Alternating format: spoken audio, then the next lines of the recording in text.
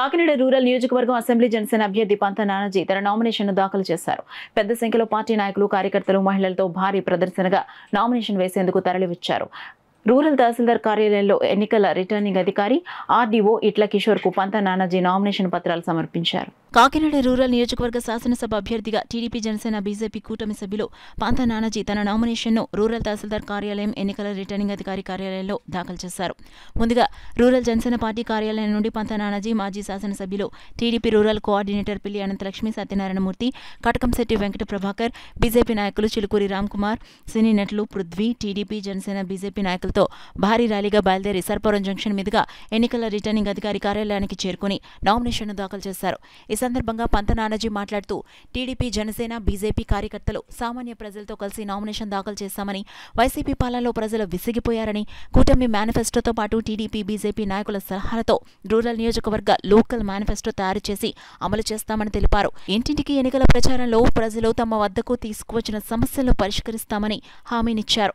అనంతరం పిల్లి సత్యనారాయణమూర్తి మాట్లాడుతూ కూటమి విజయానికి టీడీపీ, బీజేపీ నాయకులు పంత నానాజీ విజయానికి కృషి చేసి రూరల్ నియోజకవర్గంలో కూటమి విజయానికి కృషి చేస్తామన్నారు.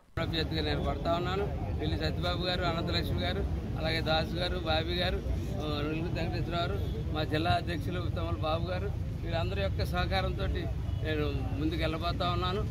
అదే కాకపోతే నేను అయిన తర్వాత మటుకు నేను లోకల్ మేనిఫెస్టో, మామూలుగా మేనిఫెస్టో రిలీజ్ అయిన తర్వాత మా నాయకులు ఇద్దరు పూర్తిస్థాయి మేనిఫెస్టో రిలీజ్ చేసిన తర్వాత దాన్ని పాటిస్తుంటుండే నేను లోకల్ మేనిఫెస్టో, మేము సత్యబాబు గారు అందరం కలిసి కూర్చుని ఒక లోకల్ మేనిఫెస్టో తయారు చేసుకోబోతా ఉన్నాం.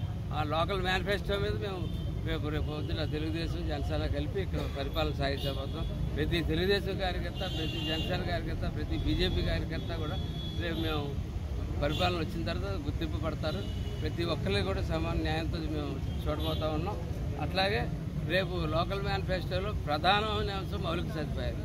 ఈవేళ ఈ రాష్ట్రంలో పరిస్థితి ప్రజలు ఏమి అడుక్కోవట్లేదు, ఏమి అది కావాలి ఇది కావాలి ఉత్తమ కోరికలు లేవు. ప్రజలకు ఒకటే కోరిక ఇవ్వాలి, నా ఇంటికి రోడ్డు, నా ఇంటి దగ్గర కాలువ, నా సెప్టిక్ ట్యాంక్లో నీరు బయటికి వెళ్ళాలా, అది ఎంత దారుణం, ఆ నీరు బయటికి వెళ్ళాలా, ఆ కాలువ క్లీన్ చేసి మనిషి కావాలా, ఈది చివరి దీపాలు కావాలా, దోమల మందు కొట్టాలా, తగిన మంచినీరు ఇవ్వాలా.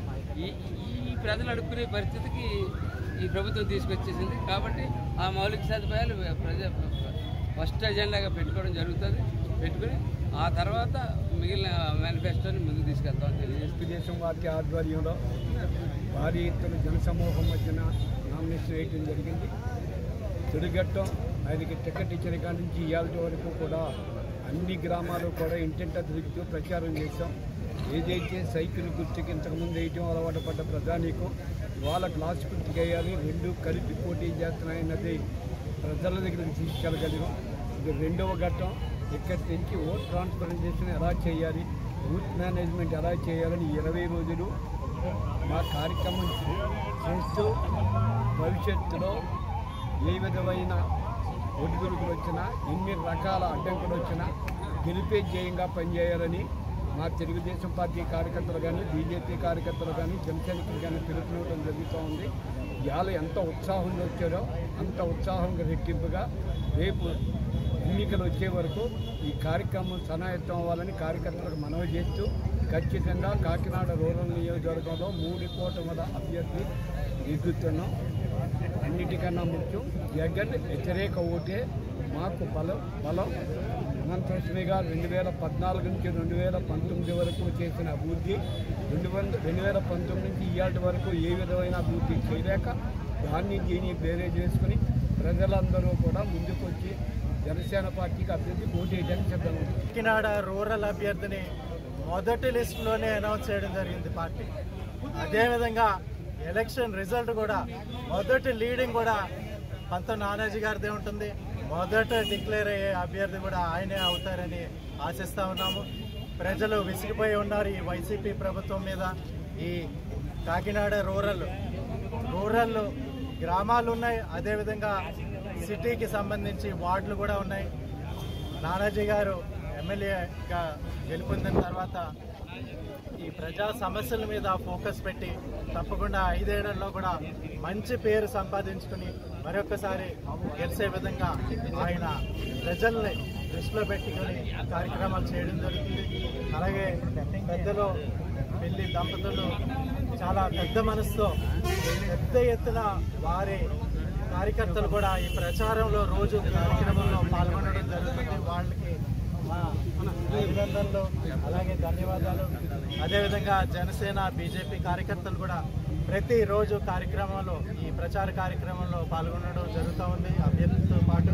అదేవిధంగా కాడరు ప్రతి బూత్లో కూడా ఈ ఇంటింటి ప్రచారం ప్రారంభించడం జరుగుతుంది. ఇందాక నానాజీ గారు చెప్పినట్టు ఇక్కడ నాయకులు కార్యకర్తలు సామాన్యంగా నామినేషన్కి వస్తారు. కాకపోతే స్వచ్ఛందంగా సామాన్య ప్రజలు పాల్గొని నామినేషన్ చేయడం చాలా ఆనందదాయకం. మరి జనసేన పార్టీ గాజు గ్లాస్ గుర్తుకి మొట్టమొదటిగా ఈరోజు రాష్ట్రంలో నానాజీ గారు నామినేషన్ చేయడం జరిగింది. మరి మొట్టమొదటి గెలుపు కూడా నానాజీ గారిది అవుతుందని భావిస్తూ, అలాగే ఎక్కడా లేని విధంగా ఏ పార్టీలో లేని విధంగా మన పవన్ కళ్యాణ్ గారు నానాజీ గారికి బీ ఫార్మ్ ఇస్తూ ఆయన మాట్లాడిన మాటలు కానీ వీరితో ప్రతిజ్ఞ చేయించడం కానీ ప్రజలు ఎక్కడా వలసలు లేని పస్తులు లేనటువంటి రాష్ట్రాన్ని చూడాలని చెప్పినటువంటి ఏకైక నాయకుడు పవన్ కళ్యాణ్ గారు మరి అటువంటి ఒక సిద్ధాంతం కోసం, నీతి కోసం, నిజాయితీ కోసం పనిచేసేటువంటి జనసేన పార్టీగా కూటమిని ప్రజలందరూ ఆదరిస్తారని మరొకసారి మీ అందరినీ వేడుకుని సెలవు తీసుకుంటాం. అభ్యర్థిగా ఉన్నటువంటి తంగెల ఉదయ శ్రీనివాస్ గారి గుర్తు గాజు గ్లాస్ కూడా వేసి ఇక్కడ ఒక పక్కన మన జిల్లాలో మరి పవన్ కళ్యాణ్ గారు పోటీ చేస్తూ ఉన్నారు. పిఠాపురం నుంచి అప్పుడే 70-80 వేలు మెజార్టీ చెప్తా ఉన్నారు. నానాజీ గారి మెజార్టీ సర్వేలు చెప్తున్నాయి 30,000 పైచిలుకని సర్వేలు చెప్తా ఉన్నాయి. అంటే ఆల్రెడీ ఎంపీ అభ్యర్థి గెలుపు ఖాయం అనేటువంటి తెలుస్తూ ఉంది. ఎంపీ కూడా ఇంచుమించులో 2 లక్షల పైచిలకు తంగెల ఉదయ శ్రీనివాస్ గారు కూడా జనసేన పార్టీ అభ్యర్థి గెలుస్తారని ధీమా వ్యక్తం చేసి సెలవు తీసుకుంటారు.